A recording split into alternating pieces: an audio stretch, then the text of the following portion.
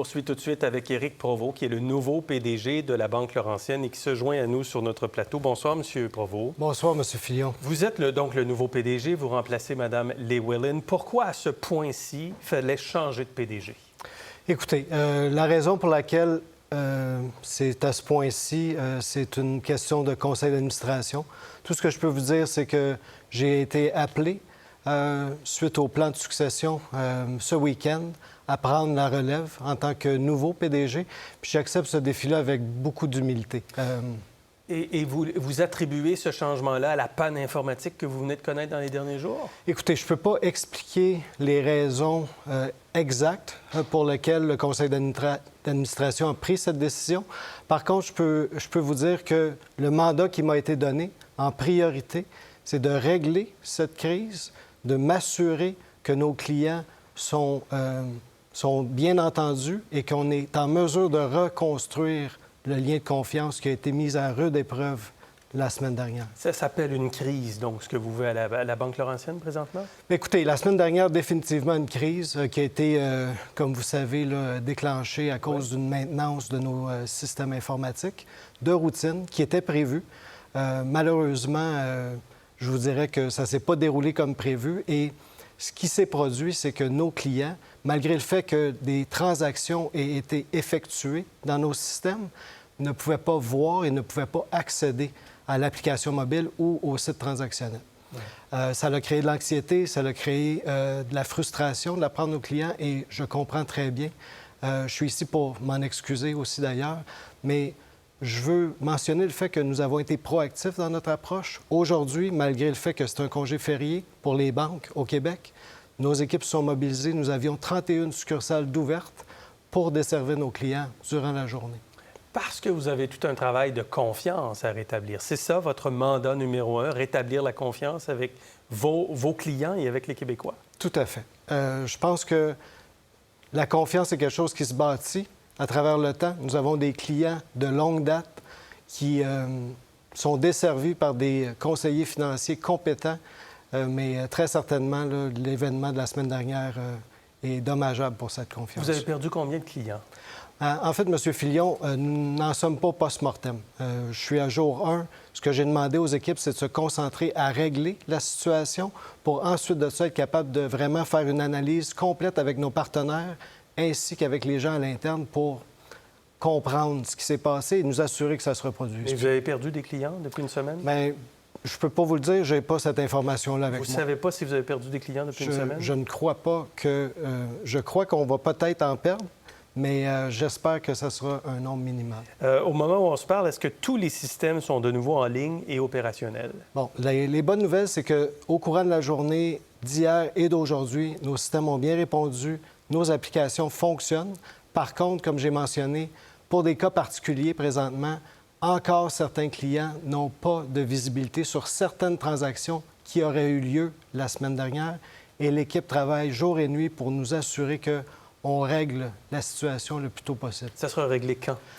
En fait, je peux pas. Je pense que l'erreur de la semaine dernière a été de mal gérer les attentes de nos clients. L'équipe est définitivement engagé à réaliser ceci le plus tôt possible, mais je vais laisser le temps à l'équipe de faire son travail. Pouvez-vous nous garantir qu'aucune transaction, aucune somme n'a été perdue la semaine dernière? En fait, tout ce qui a été procédé dans nos systèmes, donc des retraits, des dépôts, des transferts, sont dans nos systèmes. Ce qui n'a pas été fait correctement, c'est de le refléter au niveau des profils de nos clients. Donc, oui, je peux vous dire que tout est dans nos systèmes, mais qui vont être reflétés au niveau des clients au cours des prochains jours. Il n'y a pas personne qui va perdre quoi que ce soit. C'est exactement ça que je suis venu vous dire ce soir. Et même au niveau des frais encourus pour des découvertes bancaires, pour des intérêts qui auraient découlé de cette panne-là, et vous l'avez mentionné un peu plus tôt, au niveau des frais des comptes bancaires qui ont été perçus pour le mois de septembre ce dimanche, j'ai déjà demandé que ces frais-là soient renversés et ça va être crédité dans les comptes dans les prochains jours. Vous avez perdu votre chef de la technologie et de l'information. Il y a le responsable des services bancaires aux particuliers, puis il y a également celui qui était à la tête des opérations. Là, il y a Mme Llewellyn qui s'en va également. beaucoup de changements dans la direction. Est-ce qu'il y a une désaffection de la haute direction face à l'avenir de la Banque Laurentienne? Bien, en fait, moi, pour ma part, je peux vous dire, ça fait 11 ans que je travaille à la Banque Laurentienne. Je suis pleinement engagé. Je crois qu'on est entouré de talents. Ouais. Il y a beaucoup de potentiel pour nous dans le futur. Et les départs qui sont survenus sous la gouverne de Mme Llewellyn. Et je suis convaincu que dans le moment, je suis bien entouré pour poursuivre et nous assurer qu'on règle la situation, on rebâtit la confiance avec nos clients, mais surtout, on revient à nos investisseurs avec un plan stratégique. C'était une erreur d'avoir... Mme Llewellyn, les gens lui reconnaissaient de grandes qualités, notamment sur la modernisation en virtuel, une banque plus virtuelle, etc. Mais l'État à Toronto ne parlait pas français. Est-ce que c'était négatif, ça, pour la Banque Laurentienne? Mais je crois que c'est aux gens de juger. Je ne jugerai pas le fait que Mme Llewellyn, qui a été nommée par notre conseil d'administration, ne parlait pas le français. Pour moi, il faut viser vers l'avenir. Moi, je suis ici. Okay. Je suis basé à Montréal et... La révision stratégique qui a eu lieu au cours des derniers mois et qui n'a pas donné la vente, finalement, de l'entreprise, est-ce que cette révision-là devait avoir lieu? Qu'est-ce que ça donne, finalement, d'avoir fait ça?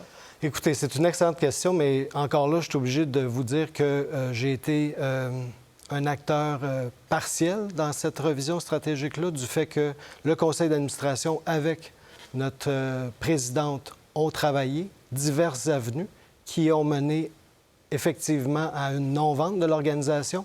Mais moi, comme nouveau PDG, je suis convaincu qu'une organisation de notre taille, dans notre marché, si on se spécialise correctement et qu'on adresse les besoins des clients, il y a un besoin pour une organisation comme ça. Une place pour la Banque Laurentienne. Tout à fait. Je suis convaincu de ça. Qui ne sera jamais vendue sous votre règne? On ne dit jamais, jamais. Comme PDG, on doit toujours être ouvert à des opportunités pour maximiser la valeur de nos actionnaires. Mais je peux vous dire que pour le moment, la page est tournée sur la revue stratégique qui a été déclenchée cet été. Monsieur Provost, bonne chance. Bonne chance aux actionnaires et aux clients également, mais bonne chance dans vos activités. Merci d'avoir été avec nous. Merci de m'avoir reçu. Pour voir nos émissions en entier, rendez-vous sur la chaîne Ici RDI.